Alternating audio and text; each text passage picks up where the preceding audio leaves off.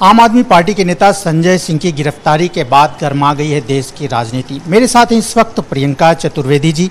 Madam, किस तरह से देखती हैं आप इस गिरफ्तारी को? ये राजनीति से प्रेरित है और जिस तरीके से उनको अरेस्ट किया गया है उससे दिखाता है कि भारतीय जनता पार्टी के खेमे में बौखलाहट है।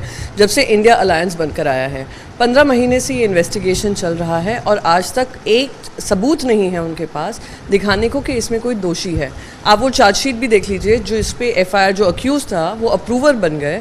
अप्रूवर बनने के बाद उन्होंने कहा वो उस मीटिंग में बैठे थे जहाँ पे मुख्यमंत्री थे, वो उस मीटिंग में थे जहाँ मनीष सिसोदिया जी थे, तो वो कहाँ से करप्शन का मामला बन जाता है। तो बगैर तथ्यों के साथ, बगैर किसी सत्य के साथ जो ईडी, आईटी और सीबीआई भारतीय जनता पार्टी के मोस्ट रिलायबल एलाइज बन गए हैं, वो स्पष्ट करता है कि इनके पास ना केस है और बस ये है कि इनको किसी तरीके से इंडिया अलायंस को पे अटैक करना है। क्या आपको लगता है कि पहले से ये तैयारी थी, क्योंकि संजय सिंह को पहले से ही संसद से जो है बर्खास्त किया गया था और फिर अब ये कार्रवाई की गई? बिल्कुल, जो माहौल बनाए दे रहे हैं। आज देखिए डीएमके के एक नेता के ऊपर कितनी छापेमारी चल रही है इनकम टैक्स की।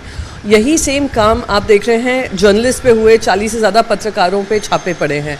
तो ये पूरा एक क्रोनोलॉजी बन चुकी है कि जो विपक्ष में मजबूत होकर आवाज़ रख रहा है, जो सत्ता के खिलाफ प्रश्न पूछ रहा है, जो मणिपुर और अडानी पे पूछ रहा है, उनके ऊपर ईडी, सीबीआई, आईटी पड़ रही है। पश्चिम बंगाल में भी जो है छापेमारी हो रही है ममता बनर्जी के जो है मंत्रियों के साथ। तो आप समझ सकते हैं ना। मैं पूछती हूँ, आप 2014 में एक इन्वेस्टिगेशन रिपोर्ट आई थी एक अखबार में, 2014 के बाद 4 गुना इजाफा हुआ है ईडी की इन्वेस्टिगेशन में।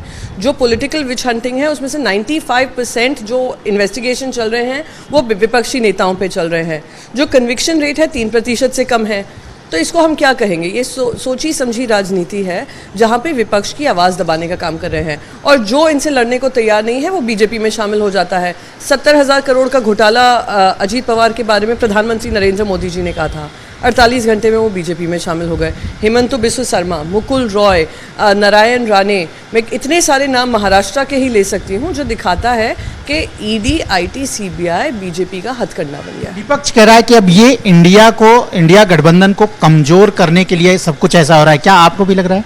कोशिश है, पर इनकी कोशिश नाकामयाब होगी क्योंकि अब जनता समझ रही है, जनता देख रही है किस तरीके से लोगों को बीजेपी में शामिल कर लिया जाता है, उनको क्लीन चिट दे दी जाती है, किस तरीके से सरकारें गिरा दी जाती हैं, किस तरीके से इनका बुरी तरीके से इस्तेमाल कर विपक्ष को दबाने का काम कर रहे हैं। तो 2024 में हम और मजबूत होकर निकलेंगे और जनता के बीच जाकर जनता से मैंडेट लेकर आएंगे।